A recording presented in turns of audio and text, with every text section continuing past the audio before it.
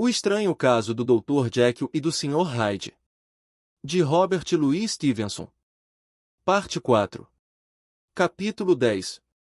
O relato completo de Henry Jekyll sobre o caso. Nasci no ano de 18. Destinado a uma grande fortuna, além de ser favorecido, com excelentes qualidades, inclinado, por natureza, ao trabalho, desfrutando do respeito dos sábios e dos bons, entre os meus companheiros, e assim, como deveríamos supor, com toda a garantia de um futuro honrável e distinto. De fato, o pior dos meus defeitos era certa inclinação, impaciente, à diversão, que fez a felicidade de muitos, mas que, como descobri, foi difícil de reconciliar com o meu imperioso desejo de manter minha cabeça erguida e de utilizar uma postura, mais do que convenientemente séria, diante do público. Daí a chegar a ocultar todos os meus prazeres. Quando cheguei aos anos de reflexão e comecei a olhar ao redor e a contabilizar o meu progresso e posição no mundo, eu já havia tomado consciência de uma profunda duplicidade em mim. Muitos teriam mesmo ostentado tais irregularidades, ao invés de se culpar por elas, mas, a partir dos altos ideais que havia estabelecido por mim, eu as procurei e as escondi, praticamente, com um sentimento mórbido de vergonha. Deste modo, foi mais a exata natureza de minhas aspirações que qualquer degradação particular de meus defeitos que me tornou o que sou, e mesmo o que separou, no meu íntimo, com um fosso mais profundo do que na maioria dos homens, essas duas regiões do bem e do mal, nas quais se dividem e compõem a natureza dual do homem.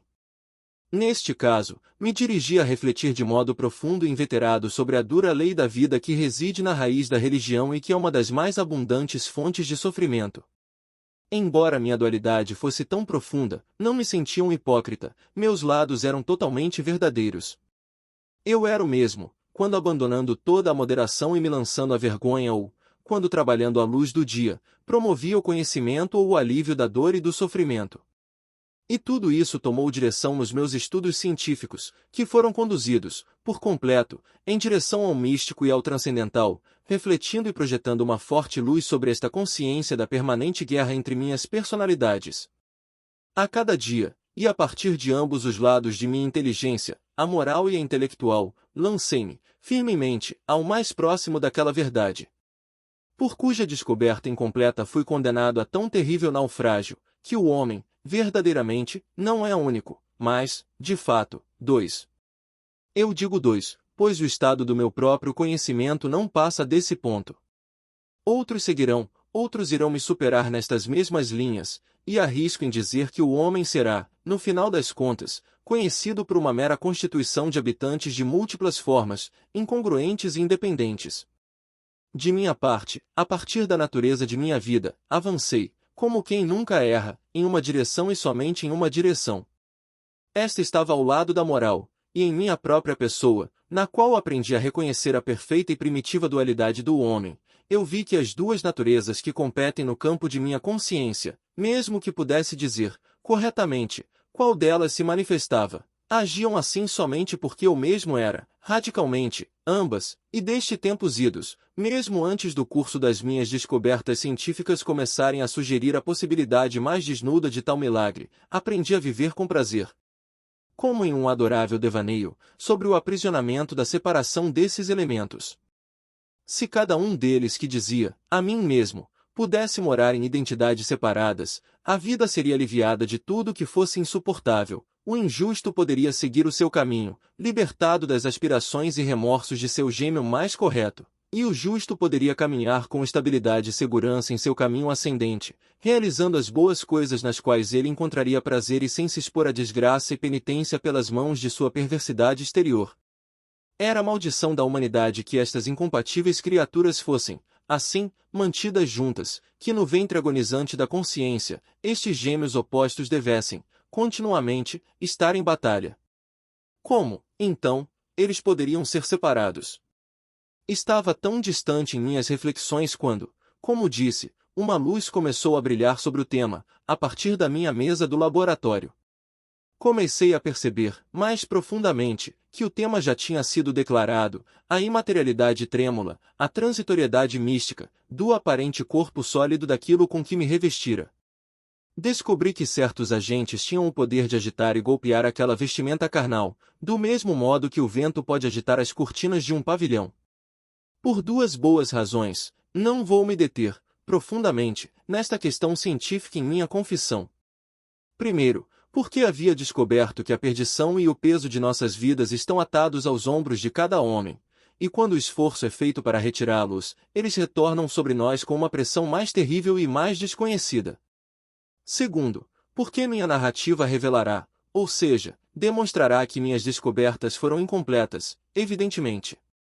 Basta dizer, então, que eu não somente reconheci, em meu corpo natural, aquela aura comum e aquele esplendor da certeza desses poderes que moldaram o meu espírito, mas que trabalhei para compor uma droga pela qual estas forças deveriam ser destronadas de sua supremacia, e suplantei o meu aspecto com uma segunda aparência e semblante, não menos natural para mim, já que era expressão e tinham a marca dos mais baixos componentes da minha alma.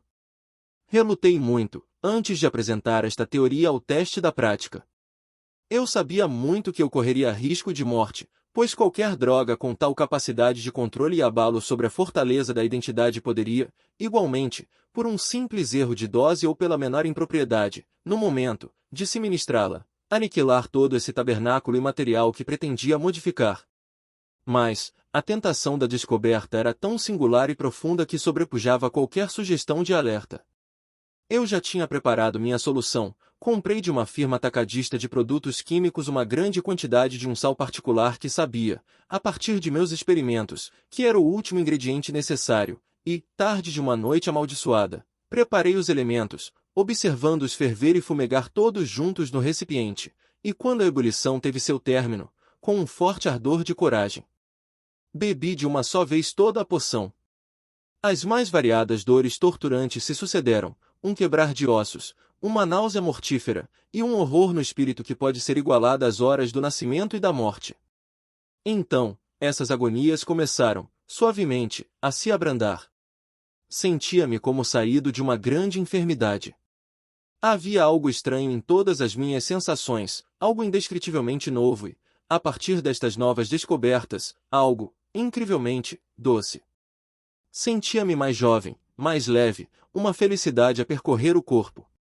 Dentro disso, fiquei consciente de uma afobação emocionante, uma corrente de imagens sensuais desordenadas, correndo como as águas de uma roda de moinho, dentro de minha imaginação. Uma dissolução dos laços de obrigação, uma desconhecida, porém, nada inocente liberdade de alma. Eu mesmo me vi, à primeira respiração desta nova vida, mais perverso, 10 vezes mais perverso, como um escravo vendido à maldade original de minha existência, e tal pensamento, naquele momento, rodeava-me e me deleitava como o vinho. Estiquei as minhas mãos, exultando dentro do frescor dessas sensações, e, nesse ato, de repente vi que havia perdido estatura. Não havia um espelho, naquela data. Em meus aposentos, este que permanece ao meu lado, enquanto escrevo, foi trazido para cá mais tarde em virtude dos propósitos vistos nessas transformações. A noite, entretanto, estava próxima do fim, a manhã, embora ainda enegrecida, estava se aproximando. Daquele estágio preciso da concepção do dia, os habitantes de minha casa estavam lançados nas mais rigorosas horas de descanso, e decidi, extasiado, como estava com a esperança e o triunfo, a aventurar-me bem longe de meus aposentos, dentro de minhas novas formas. Cruzei o pátio, observado desde o alto pelas constelações do céu. Pois era a primeira criatura desse tipo que se apresentava em sone vigilância delas, furtei-me pelos corredores, como um estranho em minha própria casa, e, ao chegar ao quarto, vi pela primeira vez qual a aparência de Edward Hyde. Aqui devo discorrer, somente, através da teoria, dizendo não o que sei, mas o que suponho ter sido mais provável. O lado malévolo de minha natureza, que agora havia tomado uma forma eficaz, era menos robusto e menos desenvolvido do que o lado bom que havia sido deposto. De certo modo, ao longo de minha vida, que tinha sido, apesar de tudo, uma vida dedicada, quase que na sua totalidade, aos esforços, às virtudes e ao controle, era natural que esse lado fosse menos exercitado e muito menos consumido. E por esse motivo, como pensei, era óbvio que Edward Hyde fosse muito menor, frágil e jovem do que Henry Jekyll. Enquanto o bem brilhava sobre a fisionomia de um, o mal estava escrito, claro e, explicitamente, no rosto do outro. Além disso, o mal, que ainda acredito ser o lado mais letal do homem, tinha deixado sobre o corpo uma marca de deformidade e decadência. E, no momento que olhava para aquele feio ídolo impresso no espelho, não sentia repugnância, mas, sim, um arrebatamento de boas-vindas. Esse também era eu. Parecia-me natural e humano. Apresentava-se, diante de meus olhos, como uma imagem mais vivida do espírito, parecendo mais expressivo e simples do que a fisionomia imperfeita e dividida que, até então, havia me habituado a chamar de mim mesmo. E nisso, sem dúvida, não estava enganado. Observei que, quando me travestia com os traços de Edward Hyde, ninguém era capaz de me encarar sem, contudo, experimentar um visível tremor no corpo.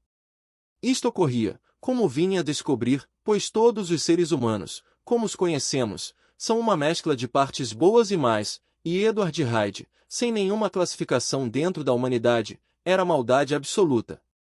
Admirei-me por um momento mais no espelho. Uma segunda, e conclusiva experiência deveria ser tentada, permaneceria como aquele a quem via, perdendo minha identidade além da redenção e deveria fugir, antes da aurora do dia de uma casa que não era mais a minha? E, correndo de volta ao meu gabinete, uma vez mais preparei e bebi a solução, uma vez mais sofri os golpes da dissolução e tornei a mim mesmo como os traços, a estatura e o rosto de Henry Jekyll. Aquela noite cheguei a uma encruzilhada fatal. Tivesse eu me aproximado de minha descoberta com um espírito mais nobre, se tivesse me arriscado a experimentar sob o império de aspirações generosas ou piedosas, tudo teria sido diferente dessas agonias de nascimento e morte teria surgido um anjo, em vez de um demônio. A droga não agia de forma discriminatória, ela não era nem divina, nem diabólica, apenas balançava as portas da prisão de meu caráter. Tais quais os prisioneiros de Filipos. Nota de rodapé. Atos dos Apóstolos 16h26, e de repente houve um tão grande terremoto, que foram abalados os alicerces do cárcere, e logo se abriram todas as portas e foram soltos os grilhões de todos. Aqueles que lá dentro permaneciam poderiam escapar. Assim, a minha virtude sucumbia, a minha perfídia, despertada pela ambição, mantinha-se alerta, disposta a aproveitar a oportunidade e o que aparecia não era outra coisa senão Edward Hyde. Daí que, apesar de possuir, agora, duas personalidades, bem como duas aparências, uma era, por completo, o mal, enquanto a outra continuava a ser o antigo Henry Jekyll, essa mistura, incongruente, de cuja capacidade, para se modificar e melhorar, eu havia já desesperado. O movimento estava assim, completamente, direcionado para o pior. Naquela mesma noite, eu não contive a minha aversão com relação à aridez de uma vida de estudos. Continuava a possuir uma predisposição jovial naquela época, e, uma vez que meus prazeres eram, na melhor das hipóteses, pouco dignos e não só era bem conhecido como também muito respeitado, além de ser também um homem de idade, esta contradição de minha vida se tornava, cada dia mais, insuportável. Neste ponto, o meu novo poder tentou-me, até me lançar à escravidão. Não tinha mais que me entregar à bebida, abandonar o corpo do conhecido professor e assumir, como se tratasse de uma grossa capa, o de Edward Hyde. Sorri, diante dessa ideia, a mesma me parecia cheia de graça, e comecei os meus preparativos, com o maior cuidado. Aluguei e mobiliei aquela casa no Sorro, onde Hyde foi seguido pela polícia, contratei como crisada uma criatura que era bem conhecida por seu silêncio e escrúpulos.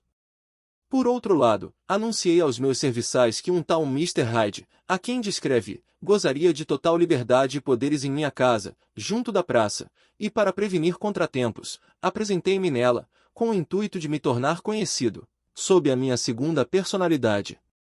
Meus próximos passos foram as redações de 2 testamentos, que tanto lhe incomodou, de modo que se me sucedesse algo na pessoa do Dr. Jekyll, poderia me refugiar na pessoa de Edward Hyde, sem perdas financeiras.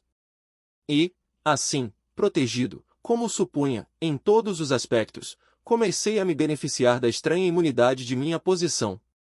Homens já contrataram capangas, para realizarem os seus crimes, enquanto suas próprias pessoas e reputações permaneciam intocáveis. Eu era o primeiro que o fiz por meu próprio prazer. E fui o primeiro que podia labutar, diante dos olhos do público, repleto de respeitabilidade genial, e, logo após, como um colegial, despojar-me daqueles empréstimos e me lançar, de cabeça, dentro do mar da liberdade. Mas para mim, em meu manto impenetrável, a segurança era completa. Pense nisso, eu nem mesmo existia. Apenas me deixava escapar pela porta do meu laboratório, permitia-me um segundo ou dois para misturar e combinar a fórmula e já me encontrava, plenamente pronto, e qualquer que fosse o que ele tivesse realizado, Edward Hyde, simplesmente, desaparecia como o vapor d'água que se acumula sobre o espelho, e lá em seu lugar, tranquilamente em casa, sob as luzes da lamparina, em seus estudos, à meia-noite, um homem poderia se dar ao luxo de rir de qualquer suspeita, e esse homem seria Henry Jekyll. Os prazeres que me lancei a buscar sob meu disfarce eram, como já disse, pouco dignos, não ousaria usar um termo mais pesado que esse. Mas, sob as mãos de Edward Hyde, eles, rapidamente, se transformaram em monstruosos. Quando retornava dessas excursões, frequentemente, eu estava lançado dentro de um tipo de assombro, diante da depravação de meu outro eu. Este parente que via emergir, de minha própria alma, e que o libertava, em direção de seu próprio prazer, era um ser, inerentemente, maligno e repugnante, cada um dos seus atos e pensamentos centrava-se apenas nele, bebendo do prazer, causado por qualquer grau de tortura ao outro, com uma ânsia animal, com uma crueldade semelhante à de um homem de pedra. Às vezes, Henry Jekyll ficava perplexo, diante dos atos de Edward Hyde, mas, a situação se encontrava tão distante das leis comuns que, insidiosamente, relaxava qualquer tormento de consciência. Era Hyde, apesar de tudo, e somente Hyde, o culpado de todas as coisas. Jekyll não se sentia pior, novamente, despertava suas boas qualidades, aparentemente intactas, e por vezes, apressava-se, onde fosse possível, a desfazer o mal, causado por Hyde. E assim, sua consciência repousava. Não tenho nenhum desejo de ingressar nos detalhes da infâmia da qual era cúmplice, pois, mesmo agora, não consigo garantir que eu a cometi, só quero apontar as advertências e os sucessivos passos que me aproximaram da punição severa. Uma vez ocorreu um incidente que me limitarei a mencionar, já que não me trouxe significativas consequências. Um ato de crueldade contra uma criança que me atraiu à fúria de um transeunte, a quem reconheci, outro dia, como um parente seu, de um doutor e da família da criança que o seguiram. Houve momentos em que cheguei a temer por minha vida, e, finalmente, para aplacar o seu justo ressentimento, Edward Hyde levou-os até a porta e a lhes pagar com um cheque sacado em nome de Henry Jekyll.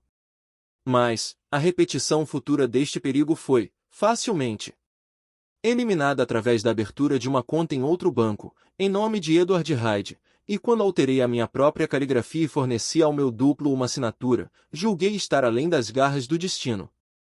2 meses antes do assassinato de Sir Danvers, retornei, tarde da noite, de uma de minhas aventuras, e, no dia seguinte, despertei em minha cama com uma estranha sensação indefinida. Em vão, olhei em minha volta, em vão. Busquei os excelentes móveis e o teto de altas proporções dos meus aposentos na praça, inutilmente. Reconheci o padrão das cortinas do dossel de minha cama e o desenho da estrutura de mogno. Algo me dizia, insistentemente, que não me encontrava onde estava, que não despertara onde parecia estar, mas, sim, no pequeno quarto no Sorro, onde costumava dormir, quando no corpo de Edward Hyde. Sorri, comigo mesmo, e segundo o meu estilo psicológico, comecei, preguiçosamente, a analisar todos os elementos desta ilusão, lançando-me, ocasionalmente, em um confortável torpor matutino enquanto fazia. Estava, ainda, ocupado com isso, quando, em um dos momentos em que me encontrava mais desperto, meus olhos recaíram sobre minha mão. As mãos de Henry Jekyll, como você mesmo chegou a observar, eram as de um profissional, tanto na forma quanto no tamanho, eram grandes, firmes, brancas e bem feitas. Mas a mão que agora via, claramente, à luz amarelada do meio de uma manhã londrina, pousada e meio fechada sobre a roupa da cama, era seca, nervosa, saliente, de uma palidez cinzenta e coberta por uma espessa camada de pelos. Era a mão de Edward Hyde. Permaneci estático por, aproximadamente, meio minuto, mergulhado como estava, na mera estupidez do assombro, diante do terror que me assaltava o meu peito, tão repentina e assustadoramente quanto o soar de sinos, e, saltando de minha cama, corri até o espelho. A visão que vislumbrei fez com que meu sangue se transformasse em algo completamente ralo e congelado.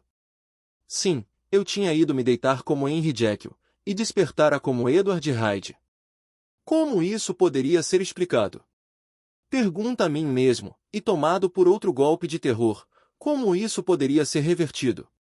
Como de costume, em todas as manhãs, a criadagem já estava de pé e todas as minhas drogas estavam no gabinete. Uma longa jornada, 2 lances de escada abaixo, através da passagem dos fundos, cruzando o pátio aberto e passando pelo auditório de anatomia, o que me paralisou de horror.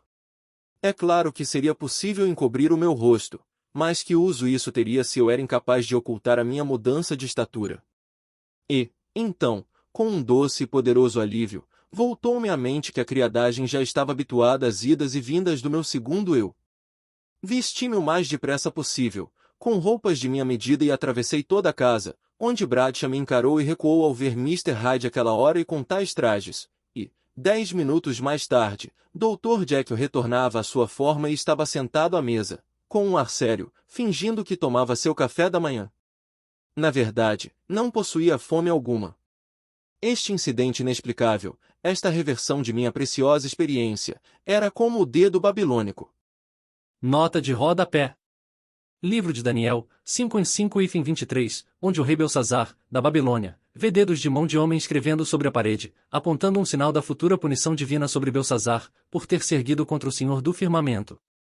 Sobre a parede, soletrando, letra a letra, o meu julgamento, e comecei a refletir, mais seriamente do que antes, sobre os assuntos e possibilidades de minha dupla existência.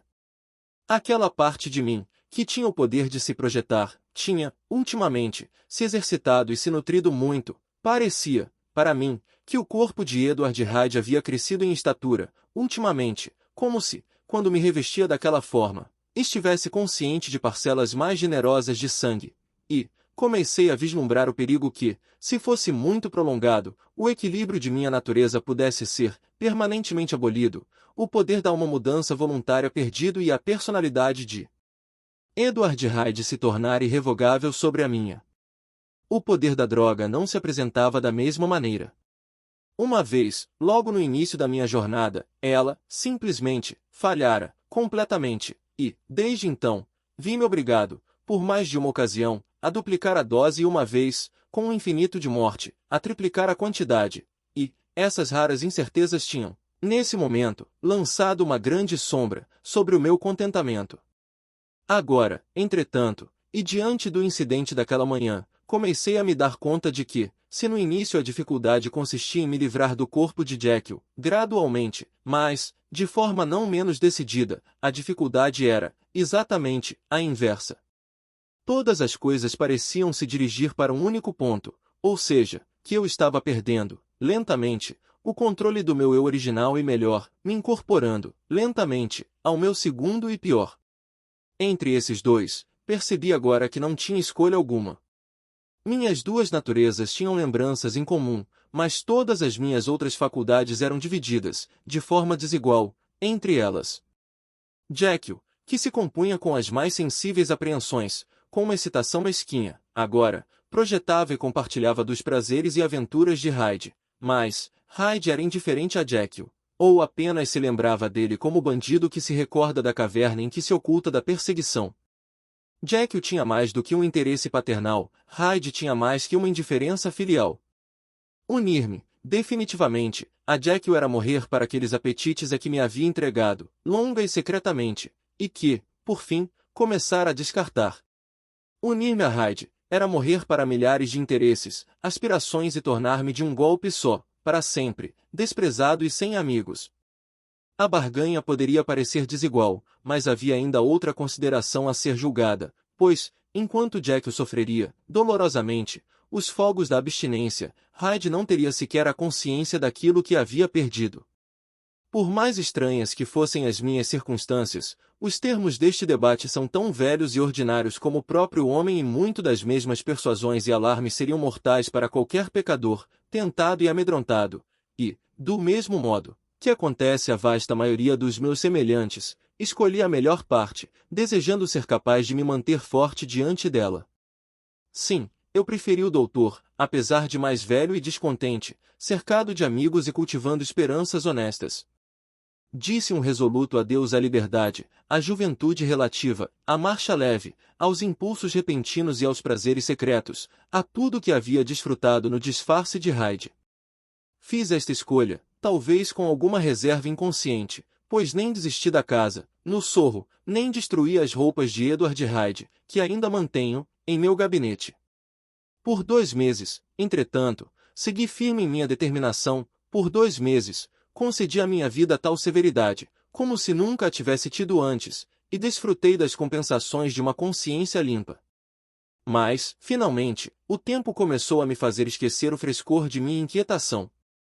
Os louvores de minha consciência começaram a crescer, como algo em curso, comecei a ser torturado com espasmos e desejos, como se Hyde lutasse por sua liberdade, e por fim, em uma hora de fraqueza moral, uma vez mais misturei e ingeri a dose transformadora. Não suponho que, quando o bêbado raciocina consigo mesmo sobre seu vício, se deixe convencer, uma vez, entre 500 dos perigos pelos quais conduz a sua brutal insensibilidade física, nem tinha eu, distante como estava de considerar minha posição, que fazer uma concessão à absoluta insensibilidade moral e à insensata permissividade, para com o mal que caracterizavam Edward Hyde. Ainda mais, por tudo pelo qual seria punido. Meu demônio, estando por muito tempo aprisionado, libertou-se com um rugido. Estava consciente, mesmo quando tomei a mistura, de uma propensão mais desordenada e furiosa para o mal. Deve ter sido isso, supus, que movimentava em minha alma aquela tempestade de impaciência com que escutei os cumprimentos da minha vítima infeliz. Declarei, por fim, diante de Deus, que nenhum homem, moralmente são, poderia ser culpado daquele crime por uma tão insignificante provocação, e que o golpeei sem os mesmos motivos com que uma criança despedaça o seu brinquedo.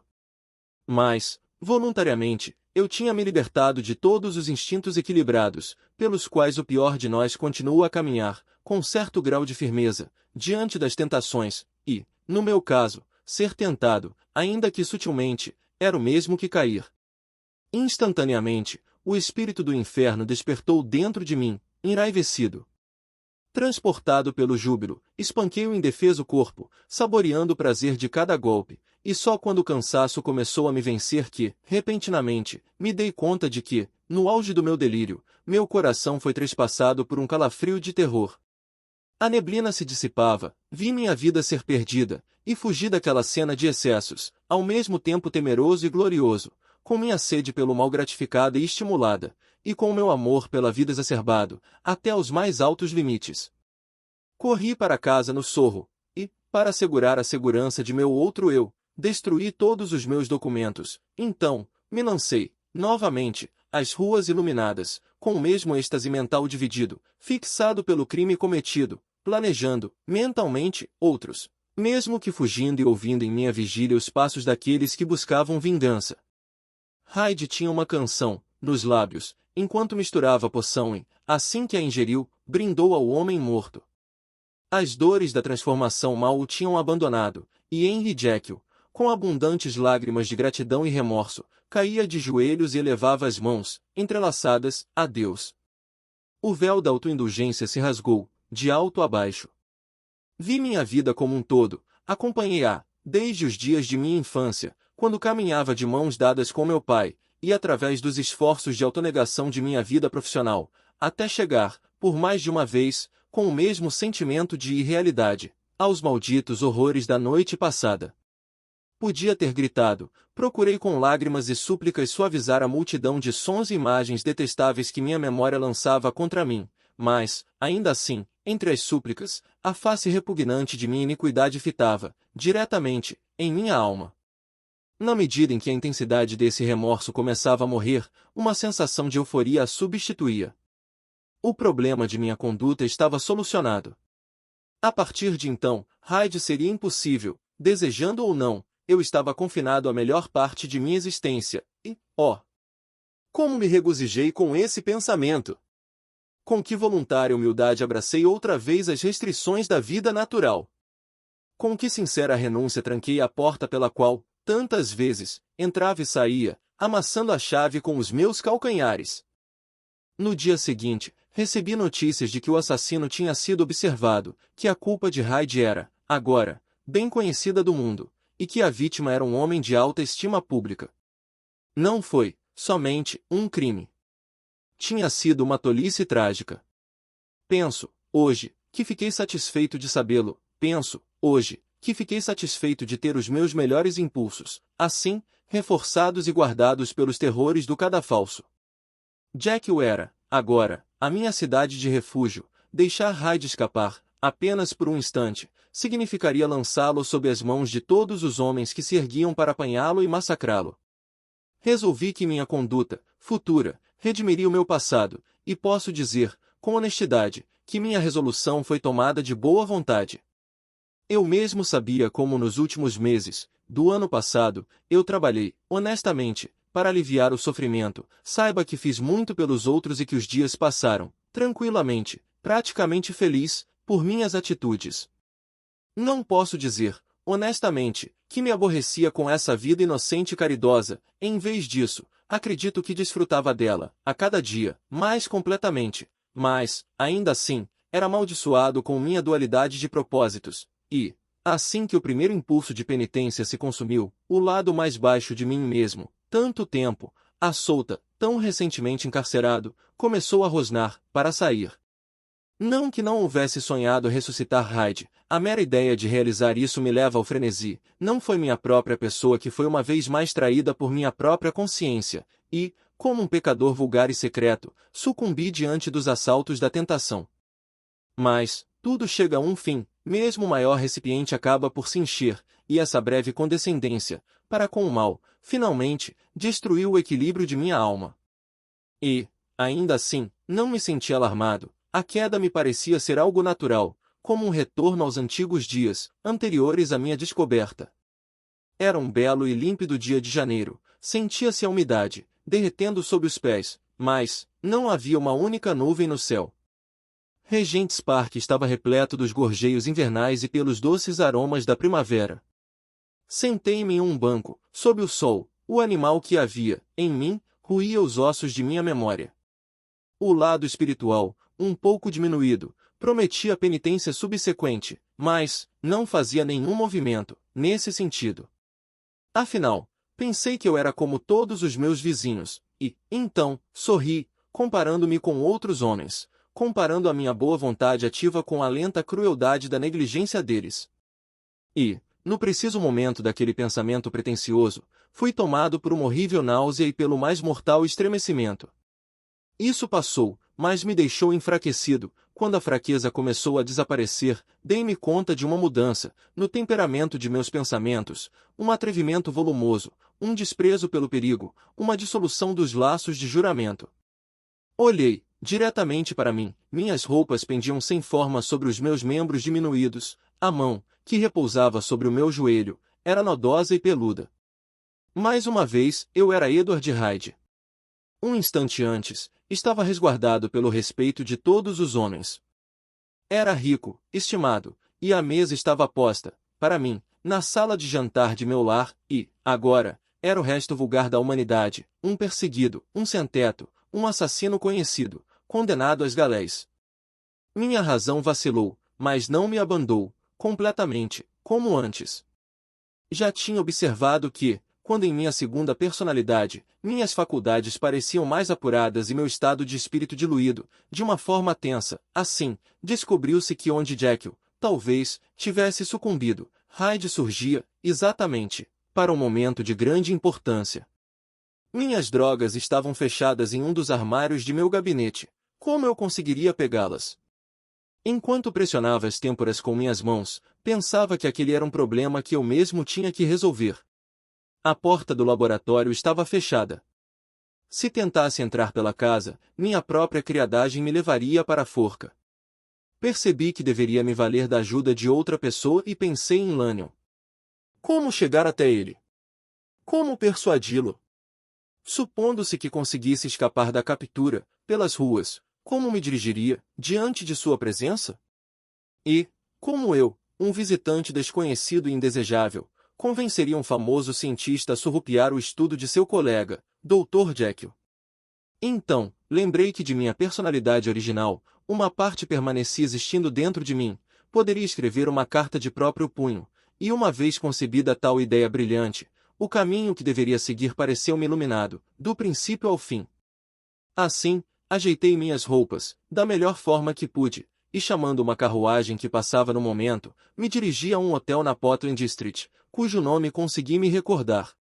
Minha aparência não fez com que o cocheiro conseguisse esconder seu riso, de fato, ela era cômica, embora esses andrajos cobrissem um destino trágico.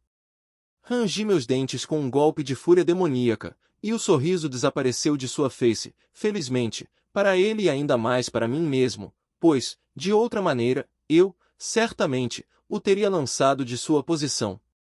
Ao entrar no hotel, olhei, à minha volta, com uma fisionomia tão negra, que os atendentes estremeceram, não trocaram um olhar sequer em minha presença, antes, obedeceram com submissão às minhas ordens, levaram-me para um quarto privado e trouxeram-me os recursos necessários, para escrever.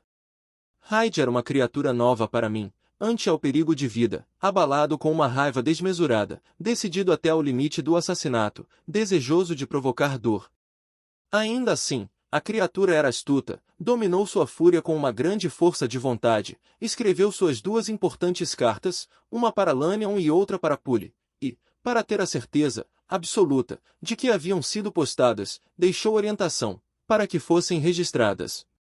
A partir de então, ele se sentou todos os dias, diante da lareira de seu quarto, roendo as unhas. Lá, ele jantou, sentando-se apenas com seus temores, enquanto o camareiro se mostrava, visivelmente, amedrontado.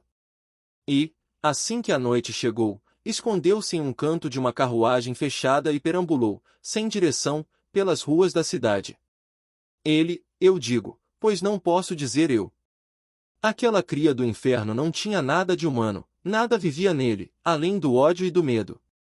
E quando, por fim, acreditando que as suspeitas do cocheiro começavam a aumentar, dispensou a carruagem e se aventurou, a pé, envergando suas roupas, mal ajustadas, sendo objeto de atenção de todos os transeuntes noturnos, enfurecendo-se, em seu íntimo, como uma tempestade.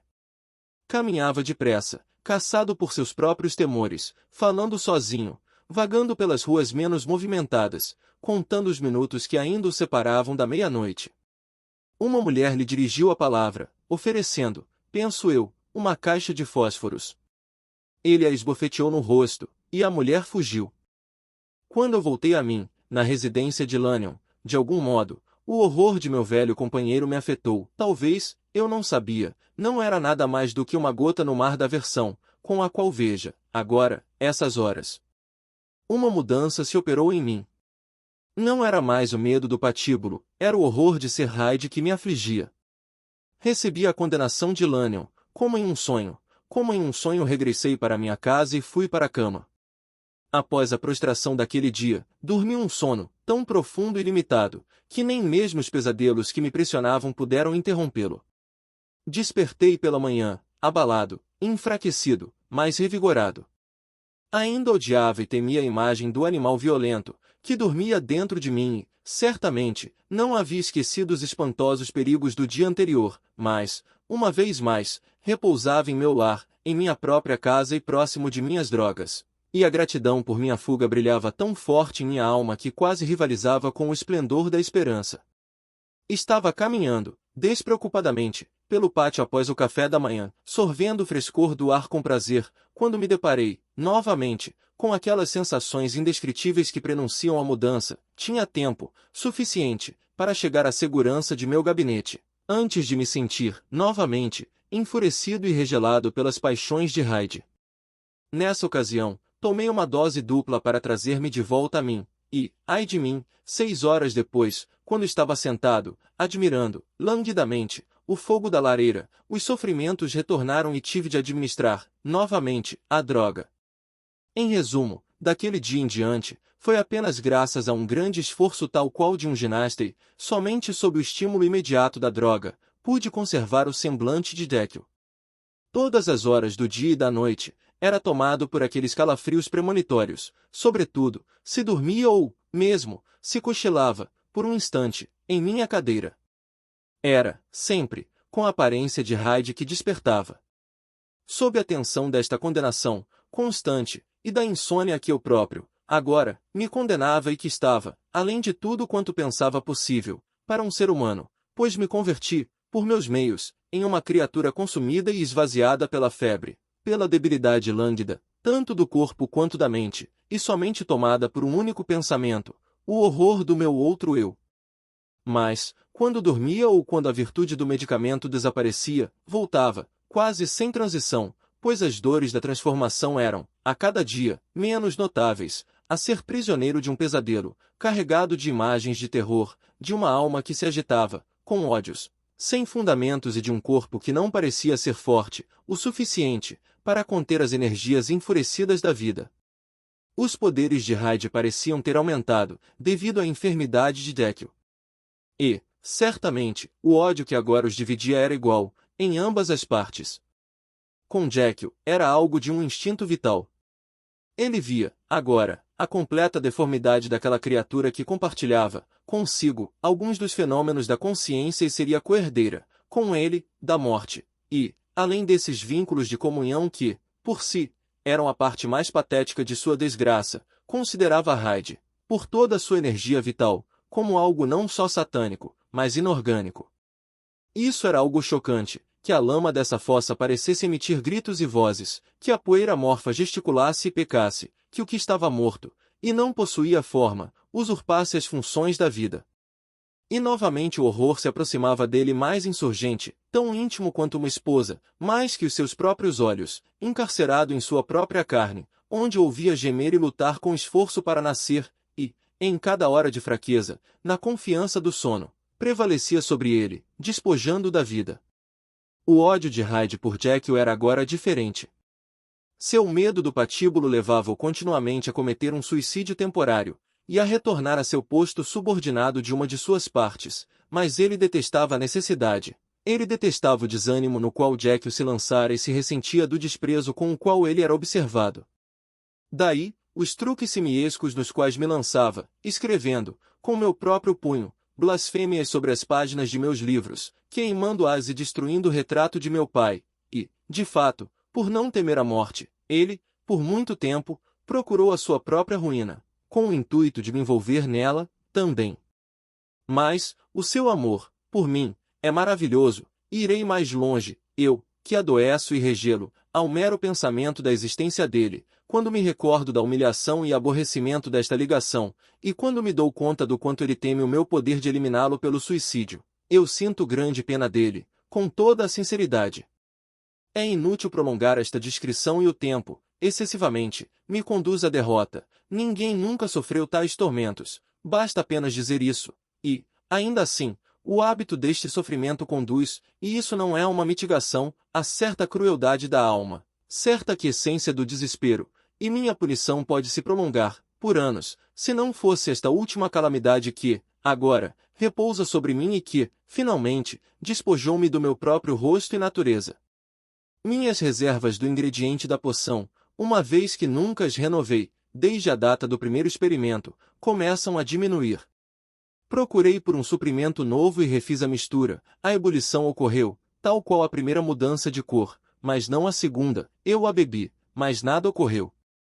Você saberá, por meio de Pule, como percorri Londres à procura, mas, foi em vão, agora, estou convencido de que minha primeira remessa era impura e de que foi aquela impureza desconhecida que proporcionou a eficiência à poção. Aproximadamente, uma semana se passou, e agora estou terminando esta declaração sobre a influência das últimas parcelas dos sais. Deste modo, esta é a última vez, exceto por um milagre, que Henry Jekyll poderá expressar os seus próprios pensamentos ou ver o seu próprio rosto no espelho, agora, tão tristemente, modificado.